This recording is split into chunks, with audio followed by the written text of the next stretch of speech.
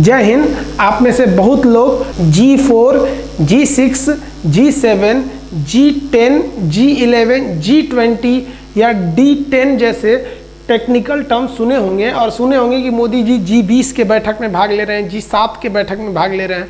अभी ट्रंप ने कहा है कि हमें G7 को बढ़ाना है। तो इस सब में हम आज आपको टोटल कंप्लीट अंतर बता देते हैं और ये समझा देते हैं कि इससे भारत को क्या फ़ायदा मिलेगा और चाइना की हुआई कंपनी क्यों इसमें इतना ज़्यादा दिलचस्पी दिखा रही है, और अलग से भी बताएंगे कि 5G और 4G टेक्नोलॉजी में अंतर क्या है। तो शुरुआत करते हैं हम लोग G4 से। देखिए G4 जो है ना, group of 4, G is stand for group. ये 4 देशों का एक संगठन है जिसकी स्थापना 2005 में की गई थी। इस ग्रुप का मुख्य उद्देश्य यही है कि यूएन जो सिक्योरिटी काउंसिल है, जो सुरक्षा परिषद है संयुक्त राष्ट्र संघ का, उसमें परमानेंट काउंसिल में सिक्योरिटी काउंसिल में परमानेंट सीट कैसे प्राप्त किया जाए। सिक्योरिटी काउंसिल में केवल 5 देशों को परमानेंट सीट है। आप मैप के हिसाब से देखिएगा कि वो 5 देश कौन कौन से हैं, तो आपको आराम से समझ में आ जाएगा। इधर से आपका यूएसए हो जाएगा, 5 देश में यूएसए, और यूरोप में से 2 ठो के लीजिए, यहाँ पे ब्रिटेन और यहाँ पे फ्रांस। तो ऊपर में ब्रिटेन और इधर में फ्रांस, इधर 2 ठो को ले लीजिए, रसिया और चाइना। टोटल हो गए से कितने, 5, एक उधर, 2 बीच में, 2 इस साइड, यूएसए, ब्रिटेन, फ्रांस, रूस, चाइना। इन्हीं के पास परमानेंट सीट है और इन्हें किसी भी प्रस्ताव को रोकने की एक शक्ति है जिसे कहते हैं वीटो पावर। अब ये 1945 में जब यूएन बना था तो इन्हीं 5 लोगों के पास था। अब इंडिया और 4 देशों के ग्रुप ने ये डिसाइड किया कि भैया केवल इन्हीं 5 के पास नहीं रहेगा, अब हम 4 को भी चाहिए। अब वो 4 कौन कौन से हैं उसके बारे में समझिए। उन्हीं के ग्रुप को हम क्या कहते हैं, G4, जिसमें एक है आपका इंडिया। इंडिया कहता है कि भैया हमको भी चाहिए सिक्योरिटी काउंसिल में परमानेंट सीट। इधर में है जापान, इंडिया के बाद इधर हो गया जापान। अब यूरोप में देखेंगे तो यूरोप में है आपका जर्मनी। जर्मनी कहता है कि हमको भी परमानेंट सीट चाहिए सिक्योरिटी काउंसिल में। अब यहाँ पर आपका ब्राज़ील है, ब्राज़ील भी कहता है कि भैया हमको भी चाहिए। तो ये 4 जो देश हैं, इन देशों का एक ही मांग है कि हमको अस्थायी सदस्यता चाहिए सिक्योरिटी काउंसिल में। कौन कौन से हो जाएंगे, तो इस साइड में देखेंगे इंडिया और जापान, यूरोप में जर्मनी और इधर में ब्राज़ील। इन्हें हम बोलते हैं G4। आप समझ गए होंगे G4। अब हम समझते हैं नेक्स्ट G6 के बारे में। ध्यान से समझिए, G6 की स्थापना जो की गई थी 1975 में की गई थी। ये G6 कैसे देशों का संगठन है, तो ये ग्रुप में याद रखिएगा 2 चीज़।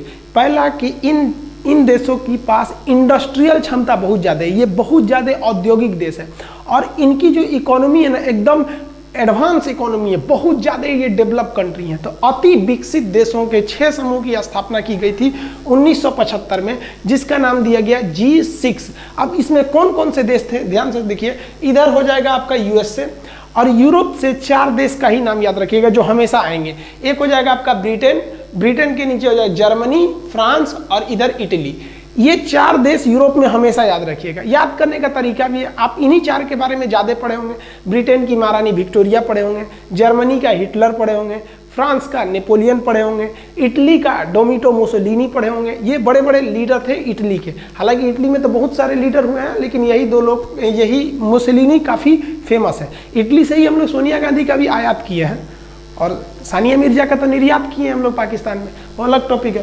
तो ये इधर हो गया आपका 4 और एक ये 5, और इस साइड में ले लिया गया था जापान को।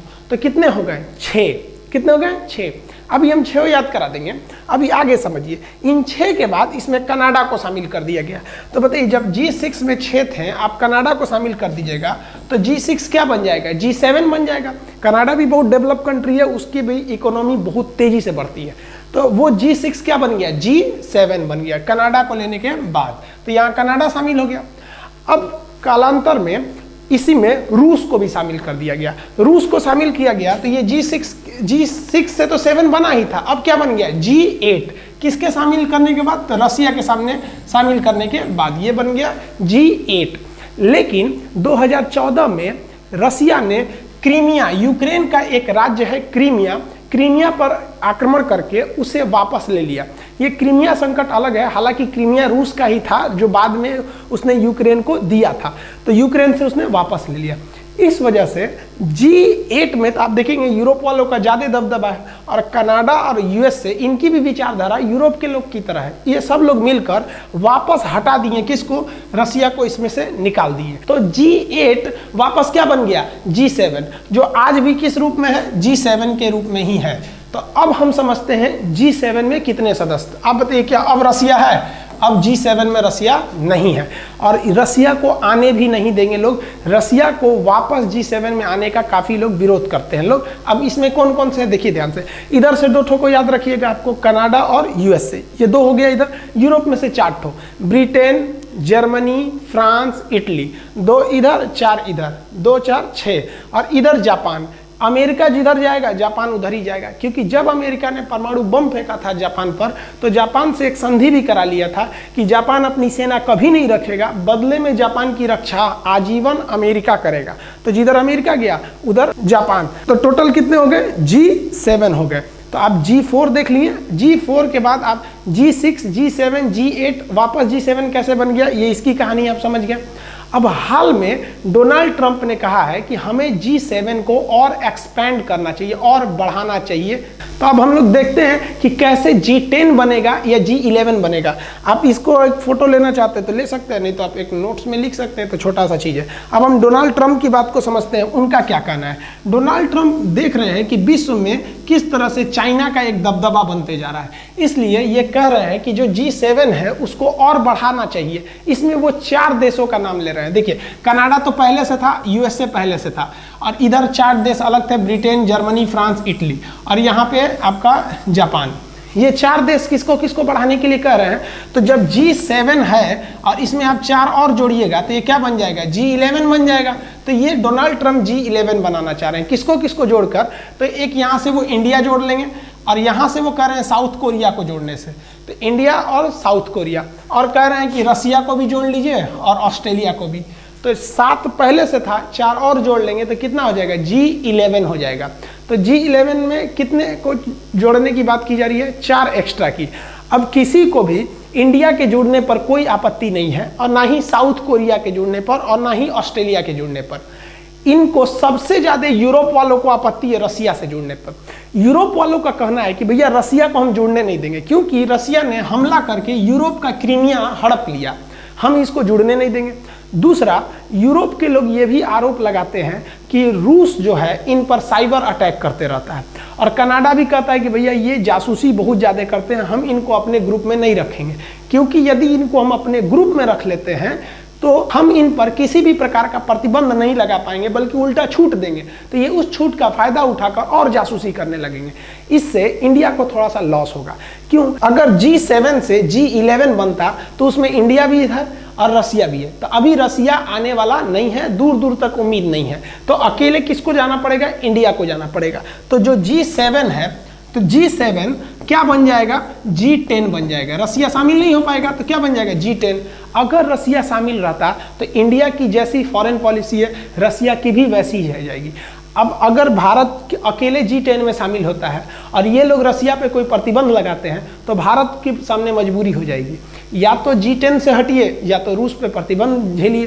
तो ये अभी एक आगे का सिनेरियो क्या होगा इसकी कोई गारंटी नहीं है। लेकिन अगले साल जो 2021 में G7 की जो बैठक होगी वो ब्रिटेन में होगी, जो 2020 में इस साल जो बैठक होगी वो अमेरिका में होगी, और अगले साल जो बैठक होगी वो ब्रिटेन में होगी। ब्रिटेन में ऐसा माना जा रहा है कि अगले साल के बैठक में G7 जो है वो G10 का रूप ले लेगा, जिसमें अलग से जो 3 देश होंगे वो इंडिया, दक्षिण कोरिया और ऑस्ट्रेलिया भी शामिल हो जाएंगे।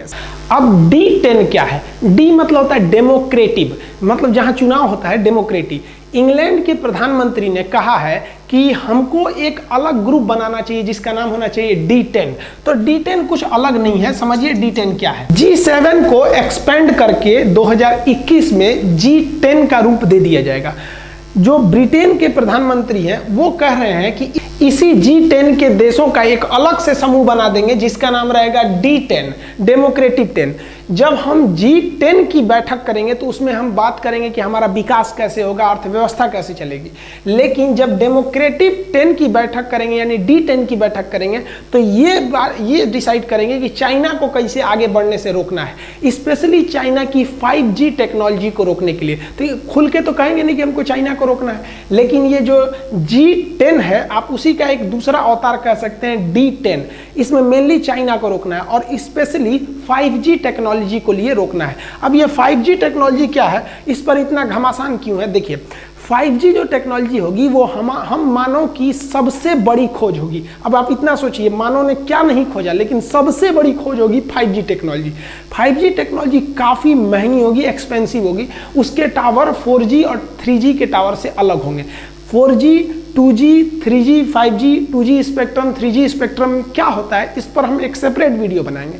लेकिन यहाँ समझिए ये 5G का टावर है, काफ़ी कॉस्टली टावर होता है और ये हर 100 मीटर की दूरी पर लगाना पड़ेगा। 100 मीटर की दूरी पर, ऐसा नहीं 4G की तरह एक टांग दिए हो रहा है यहाँ, 100 मीटर की दूरी पर लगाना पड़ेगा और काफ़ी कॉस्टली आते हैं इसके मशीन वगैरह। इतना ज़्यादा होगा कि हर मानव पर नज़र रख सकते हैं 1-1 इंच अगर 5G टेक्नोलॉजी आ गया तो।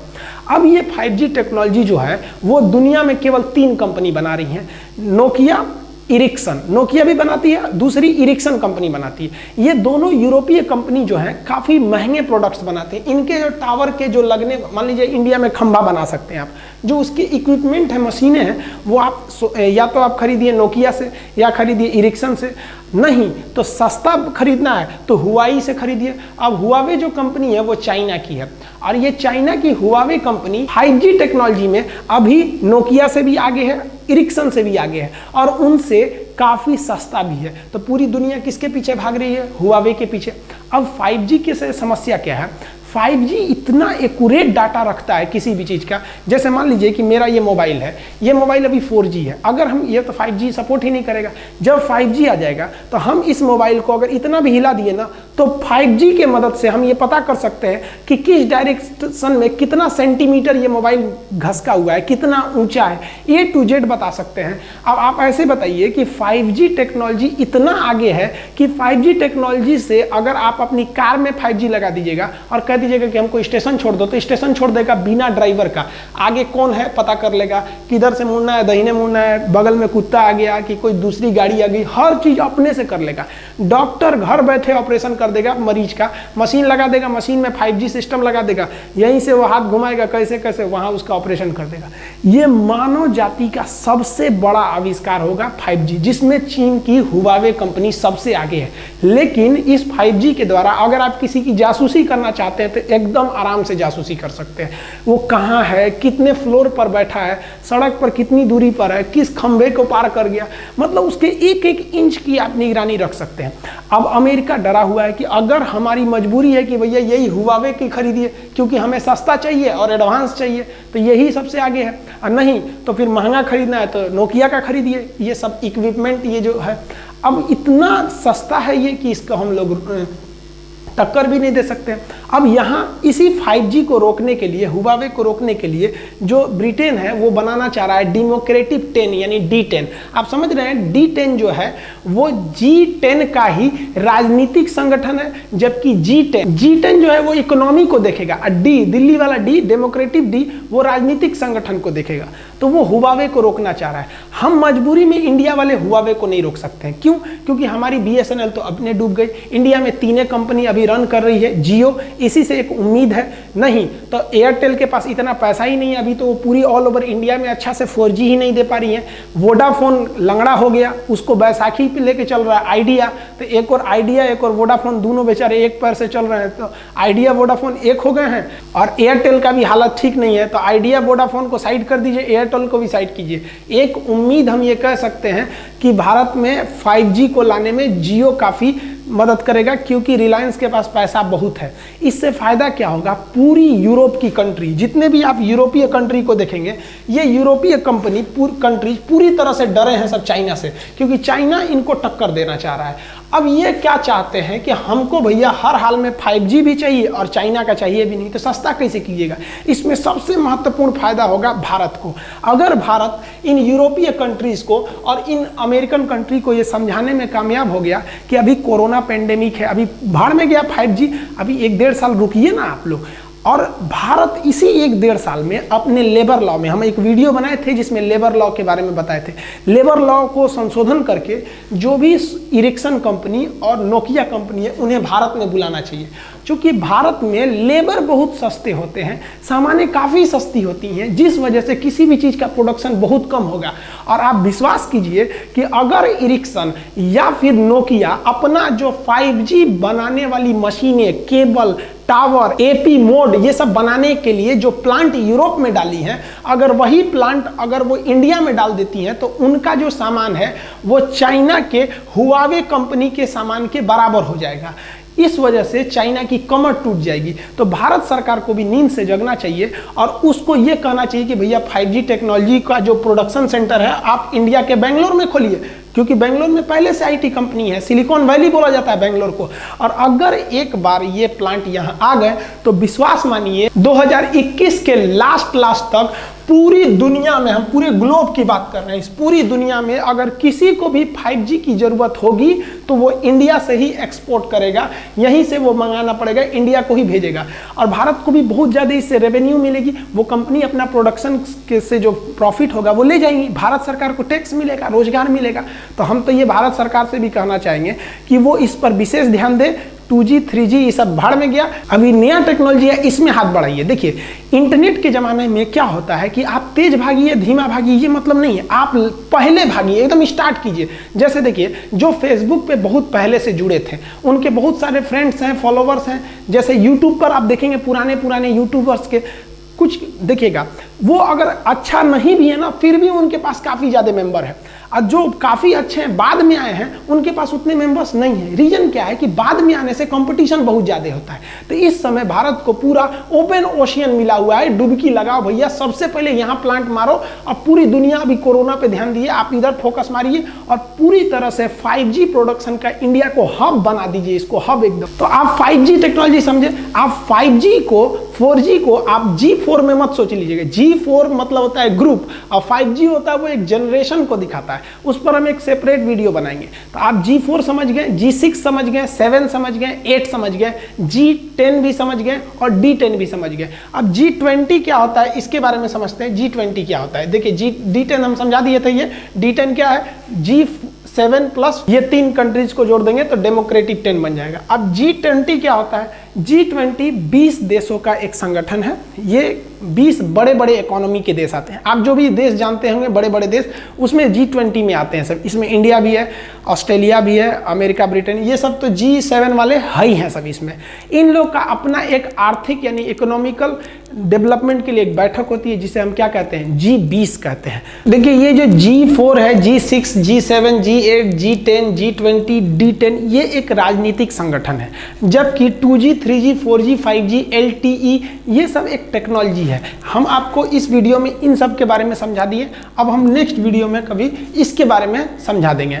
5G के बारे में आपकी क्या राय है, क्या भारत सरकार को नोकिया और एरिक्सन को बुलाना चाहिए बेंगलोर में अपना प्रोडक्शन यूनिट डालने के लिए? इसके बारे में आप क्या सोचते हैं, क्या भारत सरकार को इसमें इनिशिएटिव लेनी चाहिए या नहीं लेनी चाहिए? आप कमेंट करके बताइएगा। मिलेंगे हम लोग नेक्स्ट वीडियो में, तब तक के लिए जय हिंद।